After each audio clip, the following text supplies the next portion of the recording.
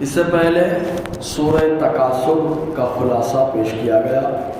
ابھی اپنے سامنے جو سورہ ہے اس کو سورہ قارعہ کہا جاتا ہے۔ قارعہ اس کا لغوی معنی تو ہوتا ہے دھکا دینے والی چیز،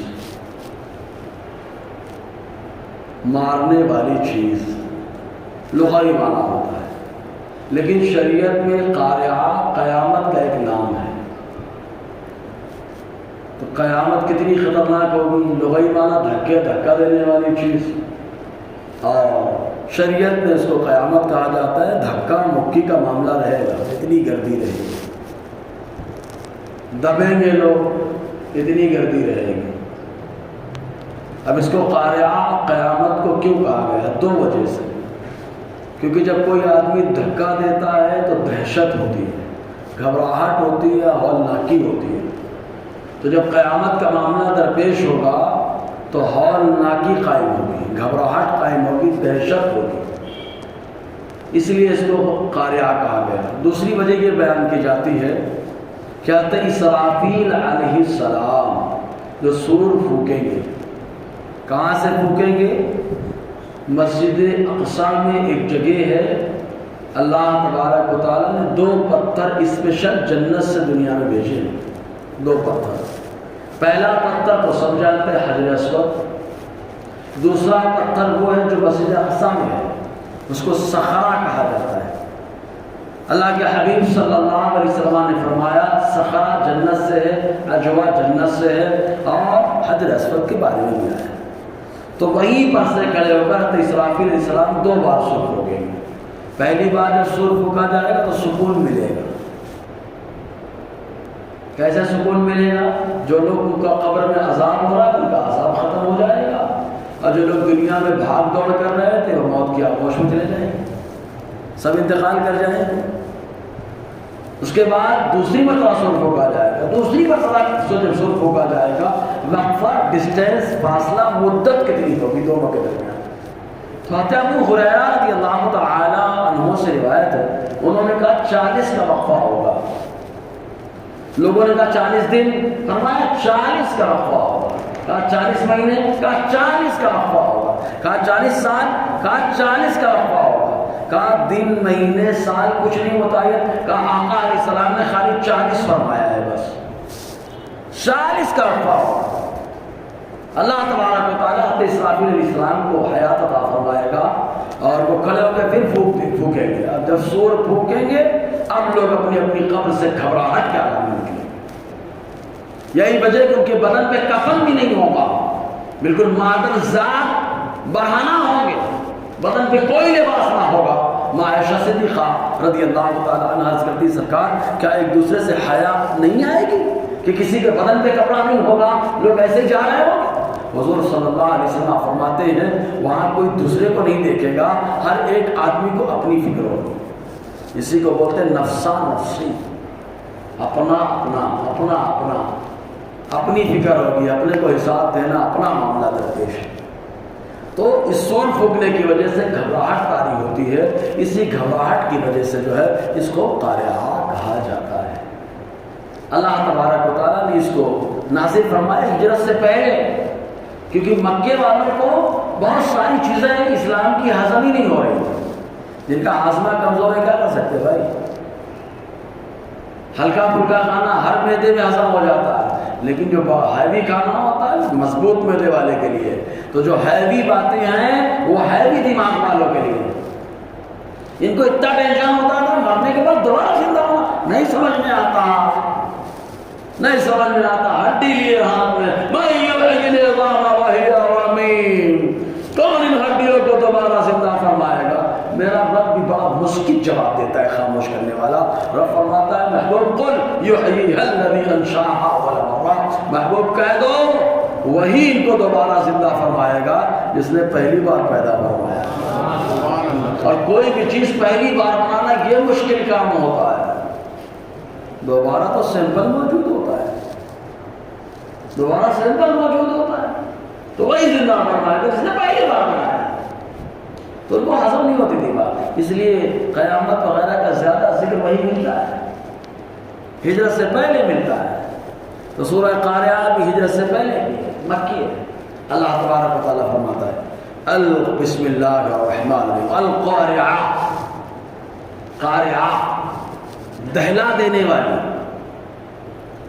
دل دہل رہا ہے، دہلا دینے والی۔ مل قاریہ، کیا ہے دہلا دینے والی؟ یہ جب قرآن نے چیلنج کیا مکے والوں کو، اپنے آپ کو بہت لگاتے ہو فصیح و بلیغ، یعنی عربی میں بڑے ماہر ہو تم لوگ، بڑے اس کے اصول کے جانکار ہو، تو قرآن کا مقابلہ کر کے بتاؤ، فاتو بسورۃ من مثلہ، ظاہری صورت میں قرآن کی طرح کوئی ایک آیت لے کے آ جاؤ۔ تو یہ لوگ جمع ہوئے اکٹھا، اور اکٹھا ہونے کے بعد ان لوگوں نے بنانے کی کوشش کی۔ تو کیا بنایا معلوم؟ الفیل ملفیل وما ادراک ملفیل، خرطوم ہو طویل، جسم ہو عظیم، اس طریقے سے ان لوگوں نے بنایا کیا؟ ہاتھی، کیا ہے ہاتھی؟ ہاتھی جس کا سور لمبا، بدن بڑا، خود بنایا، بنانے کے بعد خود ہی ہنس رہے تھے اس کے اوپر۔ بھائی اب وہاں کے واقعے کی منظر کشی کرنی چاہیے، لیکن ان لوگوں نے اپنے اعتبار سے بنا۔ میرا رب نے جب ارشاد فرمایا تو ایسا بتایا کہ پورا معاملہ سامنے آ جاتا ہے۔ الم تر کیف فعل ربک باصحاب الفیل، محبوب کیا آپ نے نہ دیکھا ہاتھی والوں کے ساتھ آپ کے رب نے کیا معاملہ رکھا؟ اچھا وہاں ہاتھی والوں کے ساتھ، اس میں ہاتھی کو بھی بتا دیا گیا، ہاتھی والوں کا معاملہ کیا وہ بھی بتا دیا گیا۔ بڑا پاور اپنے آپ کو دکھا رہے، بڑا پاور ہے ہمارے پاس، سب کچھ ہے ہمارے پاس، ہلا کے رکھ دیں گے، اینٹ سیٹ بجا کے رکھ دیں گے۔ لیکن جو اینٹ سیٹ بجانے کے لیے آیا، اللہ نے خالی ایک کنکری سے اس کو بجا دیا، وہی دھسا دیا۔ حالانکہ وہ علاقہ حرم کا علاقہ، وہاں کافر بھی آئے تو رعایت پائے، لیکن جو کافر گندی نیت سے آتا ہے اس کے اوپر پتھر برسائے، مکے میں تلواریں اٹھائی گئی۔ تو اللہ تعالیٰ فرماتا ہے القاریہ، دہلا دینے والی۔ مل قاریہ، کیا ہے دہلا دینے والی؟ وما ادراک مل قاریہ، تمہیں کیا معلوم کیا ہے دہلا دینے والی؟ یہاں دو معنی کیے جاتے ہیں، ایک تفسیر ساوی کے حوالے سے اور ایک عام۔ سننے والے، تجھے کیا معلوم ہے دہلا دینے والی چیز کیا ہے؟ سننے والے، عوام سے خطاب، عوام سے خطاب، تمہیں کیسے معلوم ہو سکتا ہے؟ تم نے دیکھا تو ہے نہیں، تم نے پڑھا تو ہے، تم کو یقین بھی نہیں ہو رہا ہے کہ میرا محبوب جو بتا رہا ہے، تم کو یقین نہیں ہوتا ہے کیا ہے وہ، تو تم کو کیا معلوم؟ اب ان کو معلومات دی جا رہی، دیکھو کیا ہے اس کے اندر۔ اور تفسیر ساوی کے اندر آیا کہ اس میں حضور سے ہی خطاب ہے، اور خطاب میں بتایا گیا محبوب اپنی طرف سے کچھ نہیں، آپ کو قیامت کے بارے میں، اس کے بارے میں جو بھی علم ہے محبوب سب ہم نے عطا فرمایا ہے۔ اس میں ڈرنے والی کیا بات ہے؟ سبحان اللہ، اللہ نے عطا فرمایا اپنے محبوب کو، جو بھی دیا اللہ نے دیا اپنے محبوب کو، جو کمال دیا اللہ نے دیا، جو جمال دیا اللہ نے دیا، جو نوال دیا سب اللہ نے دیا۔ اور اللہ اس بات پر قادر ہے کہ جس کو جو چاہے کمال اور خوبی عطا فرما دے۔ تو اپنے محبوب کو جو کمال دیا، بے مثل و بے مثال دیا، وہ کمال حسن حضور ہے کہ گمان نقص جہاں نہیں، یہی پھول خان سے دور ہے، یہی شمع ہے کہ دور نہیں۔ تو اللہ تعالیٰ فرماتا ہے تمہیں کیا معلوم؟ اب معلومات دی جا رہی ہے، معلومات دی جا رہی کہ کیا ہے، ایسا دل دہلے گا کہ انسان کیسا لگے گا، جیسے آپ کبھی گرمیوں کے دنوں میں دیکھنا بلب جلا دو، بلب جلانے کے بعد ایک ہی بلب ہو گرمیوں کے دنوں میں، خاص بارش کے دنوں میں، تو دیکھنا کچھ پتنگے آ جاتے ہیں، کچھ نہیں بہت ڈھیر آ جاتے ہیں، اور سب کوئی ادھر جا رہا ہے، کوئی ادھر جا رہا ہے، کوئی ادھر جا رہا ہے۔ اور اگر لائٹ چلی جائے، اندھیرا ہو، ایک موم بتی جلا دو، شمع جلا دو، آج ایسے ہی لو نکلے گی، آگ نکلے گی، پتنگے آنے لگیں گے، پروانے آنے لگیں گے، اور اتنا آتے ہیں اگر مطالعہ کرنے بیٹھ جاؤ تو سویرے سب کاغذ میں پتنگے ہی دکھتے ہیں مرے ہوئے۔ تو اللہ تبارک و تعالیٰ فرماتا جب دہلا دینے والی چیز ہوگی تو انسان قبروں سے نکلے گا تو منظر کیا ہوگا؟ انہیں پتنگے اور پروانے کی طرح معاملہ ہوگا۔ ان کو بھی شدھ بدھ نہیں رہتی، جیسے ہی انہوں نے شمع کی روشنی دیکھی ان کو کچھ ہوش نہیں رہتا، مدہوش ہو جاتے ہیں، عشق میں ڈوب جاتے ہیں، ڈوب کر کے جھلانگ لگا دیتے ہیں۔ تو کوئی ادھر جا رہا ہے، کوئی ادھر جا رہا ہے، گردی بھی خوب ہوتی ہے، آپس میں لڑتے ہیں، دھکا مکی بھی ہوتی ہے۔ تو انسان قیامت کے دن ویسے ہی رہے گا، سوچے ذرا کیسے رہے گا، دیکھنا گردی رہتی ہے، اچھا کچھ شدھ بدھ نہیں ہوگی، جانا کدھر ہے؟ رائٹ جانا ہے، لیفٹ جانا ہے، آگے جانا ہے، پیچھے جانا ہے، کہاں جانا ہے؟ کسی کو کچھ سمجھ میں نہیں آیا۔ یہ حال ہوگا اس وقت۔ اور ظاہر سی بات ہے جب آدمی رہنما کی بات نہیں سنتا ہے تو ایسے ہی بھاگتا ہے، کبھی دائیں کبھی بائیں، کبھی آگے کبھی پیچھے۔ اور جو رہنما کی بات سن لیتا ہے وہ برابر منزل تک پہنچتا ہے۔ اور رہنما کو تلاش کرنے کے لیے سبھی کو معلوم ہے اللہ تعالیٰ اتنا کریم ہے، اتنا کریم۔ دیکھو اللہ تعالیٰ چاہتا تو ڈائریکٹ لوگوں کے دماغ میں بات ڈال دیتا کہ ڈائریکٹ میرے محبوب کے پاس جاؤ، میرا محبوب آئے گا، سجدہ کرے گا، میں تمہاری شفاعت قبول کر لوں گا۔ لیکن بات کیا ڈالی جاتی ہے؟ سارے نبیوں کے پاس جاؤ، سب کے پاس جاؤ، آخر میں میرے محبوب کے پاس آؤ۔ دو وجہ۔ پہلی وجہ یہ کہ اللہ تبارک و تعالیٰ فرما رہا ہے، یہ لوگ بولتے تھے انبیاء کرام کے مزارات اور ان کی بارگاہ میں جانا غلط ہے۔ اللہ تعالیٰ فرما رہا ہے قیامت کے دن سب کی بارگاہ میں جاؤ۔ سبحان اللہ تو بولو یار، سب کی بارگاہ میں جاؤ، سب کے جلوے دیکھ دیکھ کر کے آؤ، سب کے جلوے دیکھ کر کے آؤ، اور سب کے جلوے دیکھنے کے بعد سب کی زبان سے میرے محبوب کا جلوہ دیکھو، میرے محبوب کا جلوہ دیکھو۔ جس محبوب کے ذکر کو تم نے کچھ کا کچھ کہہ ڈالا، اس محبوب کا ذکر محشر میں سارے انبیاء نے کر ڈالا۔ ہر کسی کی زبان پہ محبوب کا سب ایک ہی تعریف ہے۔ اسی لیے اعلیٰ فرماتے ہیں جب نبی تعریف کریں گے ہم امتی ہم کیوں نہ تعریف کریں؟ اسی لیے کہتے ہیں لیوا کے تلے ثنا میں کھلے رضا کی زبان تمہارے لیے۔ سب کوئی تعریف کر رہے ہوں گے، وہاں پر فرشتے کاش بول دے، کاش فرشتے بول دے مجھ سے خدمت کے قدسی کہیں ہاں رضا، بہت دنیا میں پڑھ لیا، وہی ہاتھ بن کے شروع ہو جاؤں گا مصطفیٰ جان رحمت پہ لاکھوں سلام۔ سمجھے نا، ہر کوئی تعریف کرے گا۔ تو آقا علیہ السلام کے پاس اللہ تعالیٰ چاہتا تو ڈائریکٹ بھیجتا، لیکن سارے نبیوں کے پاس بھیجا، جاؤ سب کا جلوہ دیکھ کر کے آؤ۔ ایک وجہ۔ دوسری وجہ تو سمجھ میں آ گئے، سب کا جلوہ جب دیکھنے جائیں گے تو سب کی زبان سے مصطفیٰ کا جلوہ بھی معلوم ہو جائے گا، مصطفیٰ کا پاور کیا ہے۔ اسی لیے اللہ فرمایا آج لے ان کی پناہ، آج مدد مانگ سے۔ آج بولے حضور سے مدد مانگنا شرک ہے، شرک کا مدد مانگنا، آپ حضور کی پناہ لینا غلط ہے۔ اللہ فرماتے تو غلط بول رہا ہے، شرک بول رہا ہے تو سن لے، آج لے ان کی پناہ، آج مدد مانگ ان سے، پھر نہ مانیں گے قیامت میں اگر مان گیا تو مان گیا میں کہ مصطفیٰ سے پناہ لینا، مصطفیٰ کی مدد دینا، یہ تو انبیاء کو پسند ہے، اللہ کو پسند ہے۔ تو وہاں مانے گا تو وہاں اب تیری بات نہیں مانی جائے گی، اب نہیں مانی جائے گی، کیونکہ وہاں پر مصطفیٰ کہیں گے اللہ میں تو مدد کے لیے اللہ نے مجھے بٹھایا ہے، سبحان اللہ، میں ہی مدد کروں گا، میں شفاعت کروں گا۔ جی تو قیامت یہ معاملہ ہوگا، منظر ایک دم آدمی آئے گا کہ پتی کے کی طرح، لیکن ایسے موقع پر کوئی جب کسی کی شدھ بدھ نہ کام کرے، وہاں پر میرے مصطفیٰ کیا فرما رہے ہیں؟ آقا فرماتے ہیں ایسے موقع پر سب سے پہلے میں نکلوں گا اور انتظار کروں گا میرا ابو بکر قبر سے نکلے گا، اور سیدھا بولے یار، میرا عمر نکلے گا، جنت البقیع والے آئیں گے، جنت المعلی والے آئیں گے۔ آقا فرماتے سب ادھر ادھر بھاگ رہے ہیں، لیکن میں ان کو ساتھ میں لے کر محشر میں جاؤں گا، ان کو ساتھ میں لے کر کے جاؤں گا محشر میں۔ اسی لیے جنت البقیع میں مدفن مانگنا یہ اللہ کے رسول کو پسند ہے۔ حضور نے فرمایا جس نے دونوں حرم میں سے کسی ایک میں موت کی تمنا کی ہے، روز سے محشر میں اس کی شفاعت کروں گا۔ دونوں حرم میں سے کسی ایک میں مرنے کی تمنا کی۔ اسی کو اعلیٰ عبدالرحمٰن کے شعر میں کیا اچھے انداز میں پھر ہوا ہے، حرم کی زمین اور قدم رکھ کے چلنا، ارے سر کا موقع ہے او جانے والے، او جانے والے۔ تو ہمارے دماغ میں تو کچھ اور آتا ہے، بولے الٹا چلنے کا ہے، سر کے بل چلنے کا، سمجھے؟ نہیں، سر کے بل نہیں۔ احمد رضا کی فکر بھی اعلیٰ ہے، تبھی اعلیٰ حضرت ہے، اور اعلیٰ فکر کو سمجھنے کے لیے اعلیٰ ذہن چاہیے، صحیح ہے؟ تو اعلیٰ کا مطلب کیا معلوم؟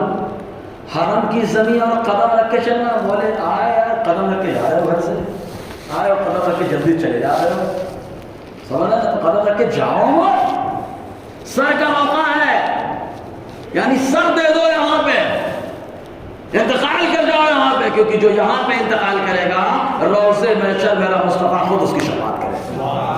سمجھا نا؟ یہ شعر کا مطلب فنا فی رسول ہے، یہ شعر فنا فی رسول کا شعر ہے، سمجھ میں آیا؟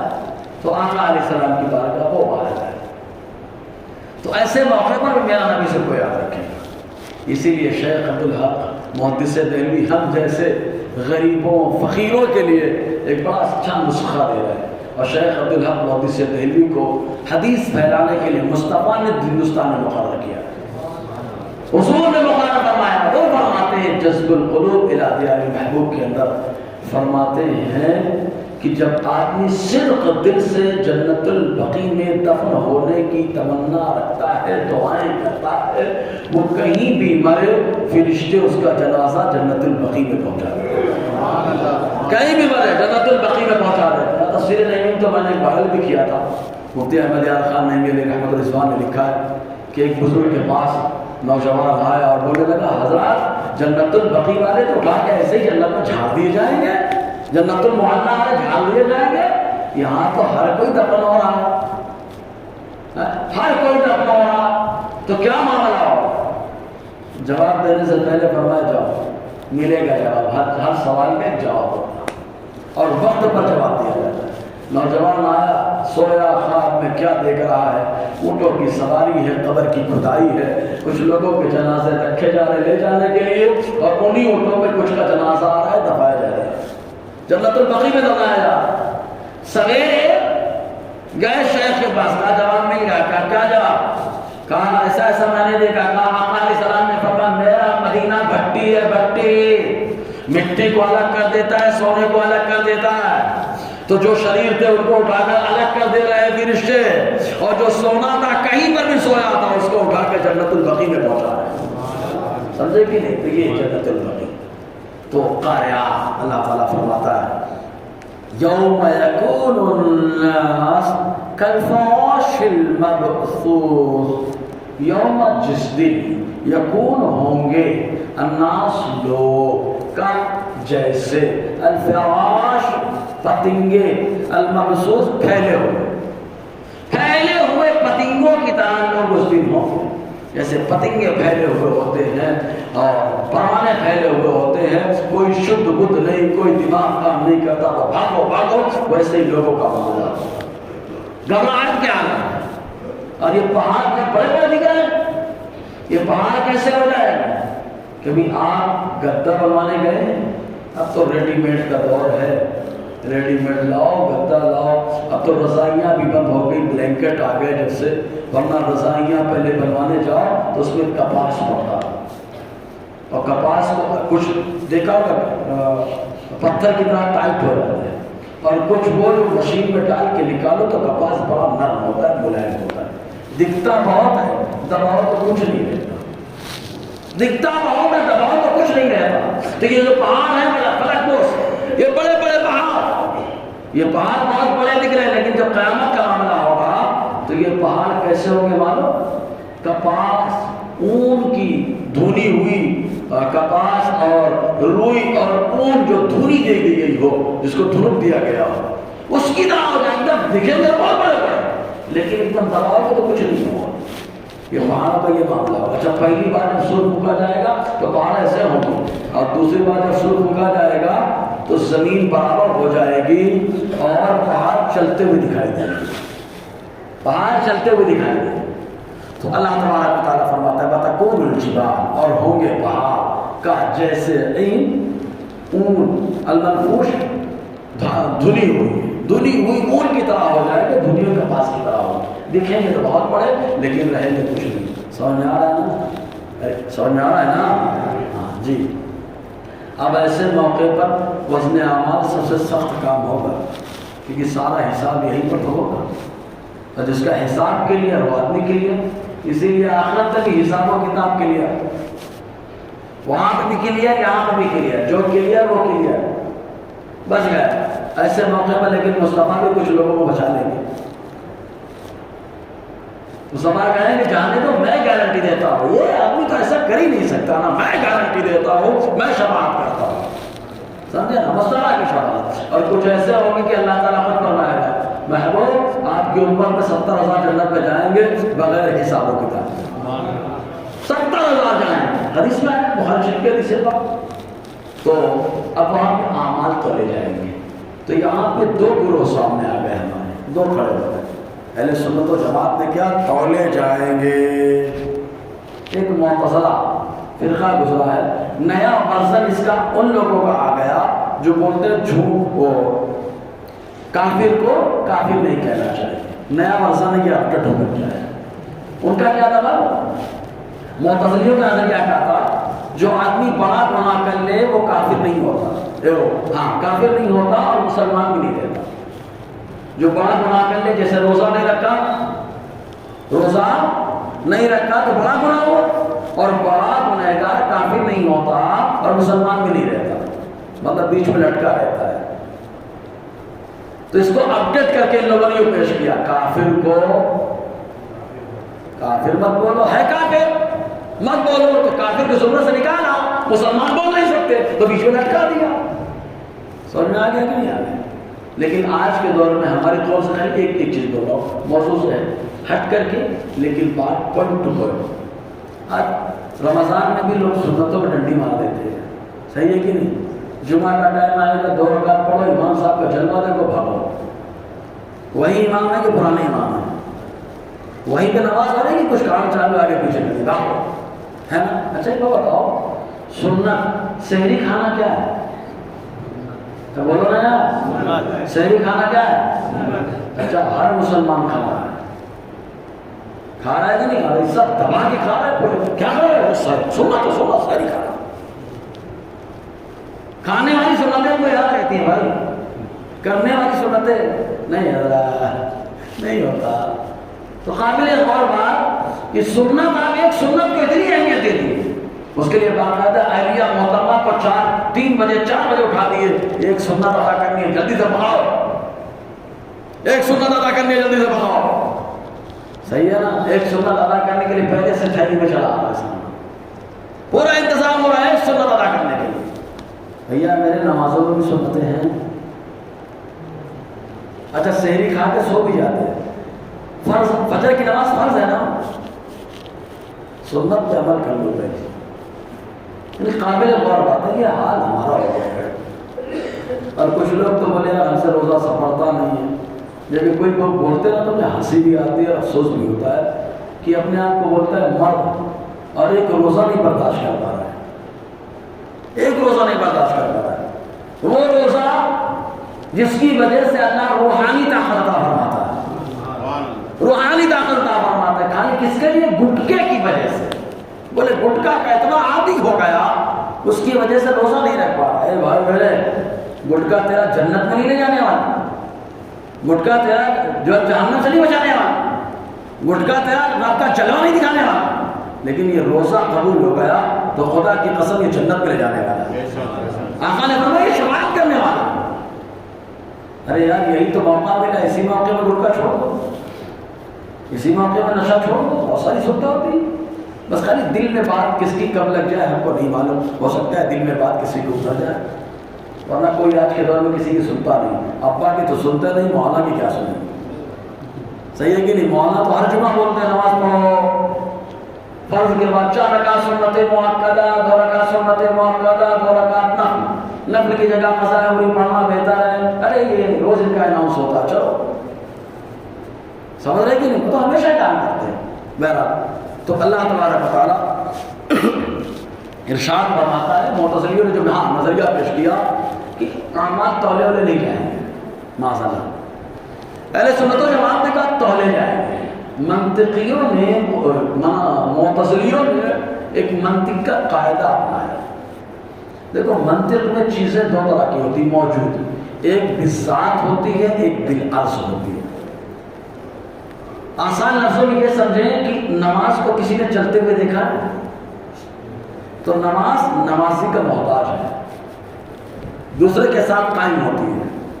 روزے کو چلتے ہوئے دیکھا ہے، کتنا بڑا ہے، کتنا چوڑا ہے، کتنا لمبا ہے، کون سا جبہ پہنا ہے، کون سا نام باندھا ہے، کون ٹوپی لگایا ہے، نہیں، کہ یہ عمل ہے۔ عمل جو ہوتا ہے عرض ہوتا ہے، اور عرض ہمیشہ دوسرے کے ساتھ ہوتا ہے۔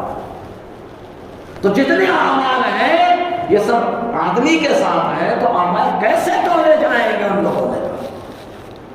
متصل ہوئے تو اہل سنت و جماعت کی طرف سے غلط تو قرآن و حدیث سے بہت جواب ہے. ایک عقلی جواب، عقلی آدمی کو عقلی جواب.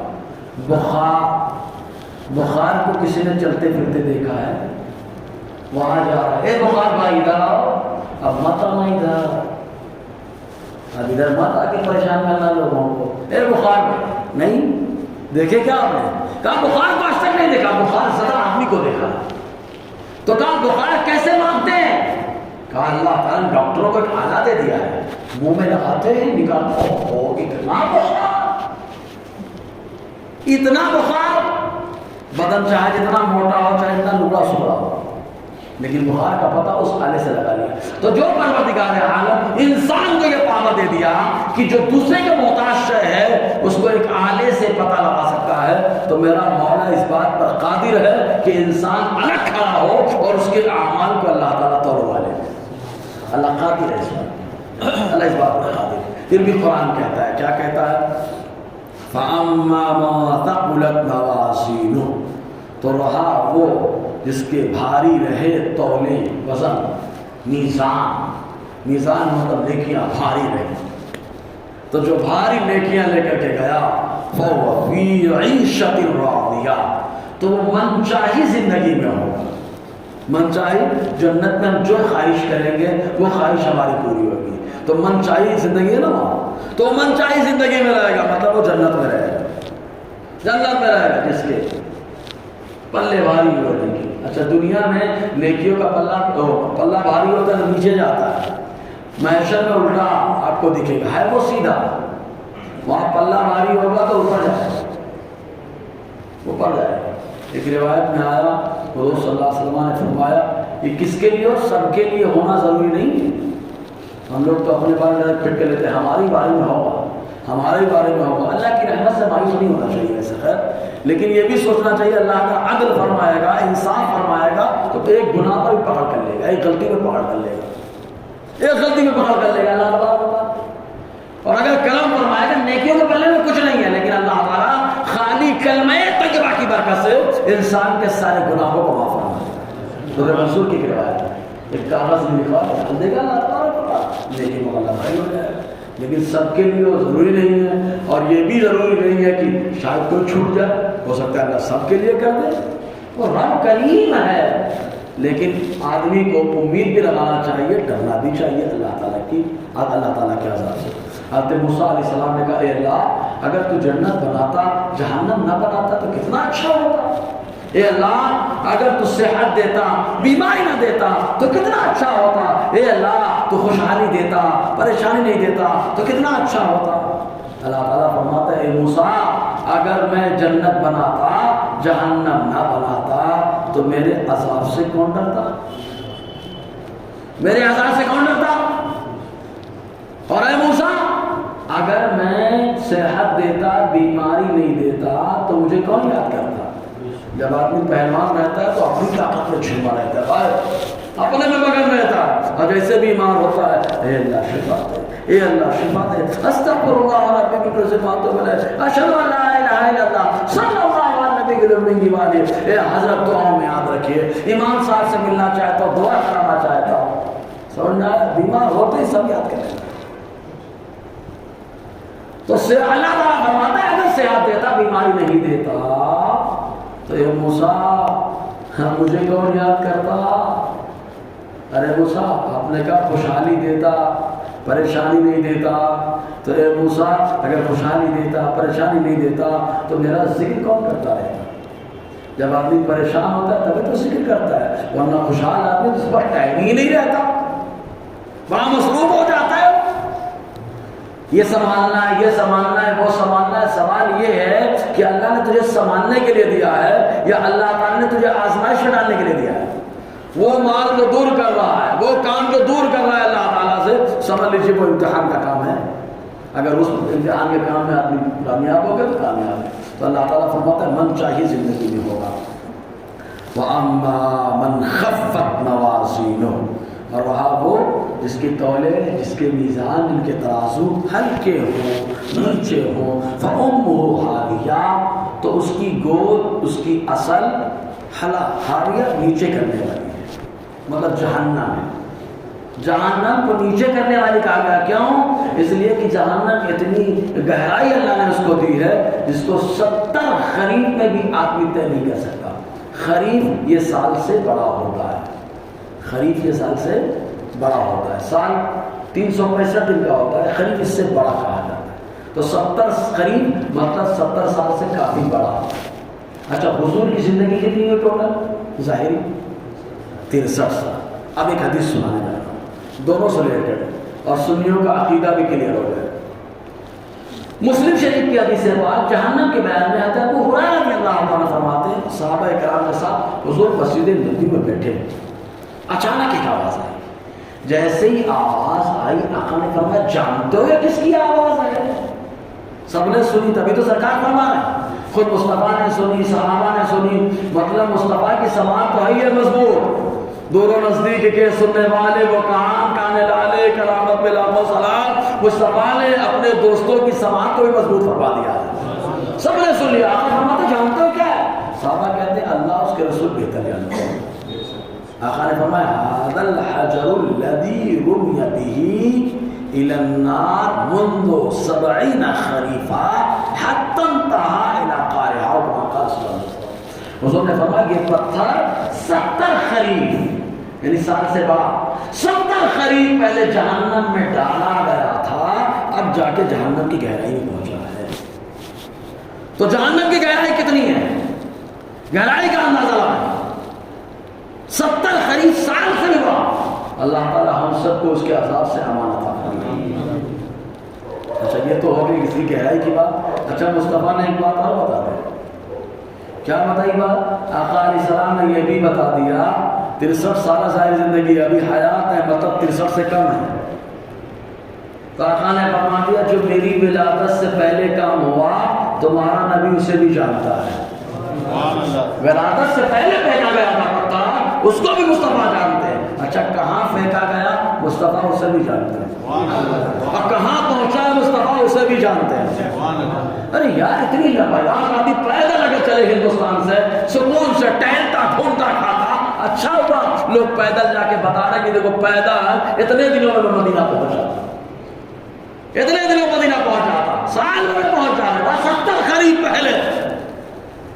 تو معلوم یہ ہوگا کہ 70 خریف کی مسافت پر، 70 سال کی دوری پر اگر کوئی کام ہوتا ہے تو میرا مدینے والا آقا مدینے میں بیٹھ کر اسے دیکھ لیتا ہے، اسے بیٹھ کر کے میرا نبی دیکھ لیتا ہے۔ اچھا، 70 سال کی دوری سے کیا ہو رہا ہے، کیا آواز نکال رہی ہے، میرے آقا علیہ السلام اسے بھی سن لیتے ہیں۔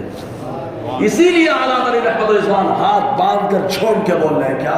دونوں نزدیک کے سننے والے وہ کان لالے کرامت پہ لاکھوں سلام۔ سمجھے آپ؟ جی، تو اللہ تعالیٰ فرماتا ہے جس کے موازین یعنی ترازو ہلکے ہوں فہم ہو تو اس کی گود، اس کی اصل، اس کی ماں حد نیچے لے جانے والی ہے۔ وما ادراک ما ہی، اے سننے والے تم کیا جانو، مصطفیٰ کو تو اللہ نے بتا دیا ہے، اے سننے والے تم کیا جانو نیچے لے جانے والی کیا ہے؟ نار حامیہ، بھڑکتی ہوئی آگ ہے، جلتی ہوئی آگ ہے جو نیچے لے جاتی ہے آدمی۔ اچھا، آگ میں آدمی جاتا ہے، جل جاتا ہے، ختم ہو جاتا ہے، لیکن یہ ایسی آگ ہے نہ مرے گا نہ جیے گا۔ ہم نے بولتے ہیں نا ادھمارا، نیم مردہ، ٹینشن میں ہمیشہ۔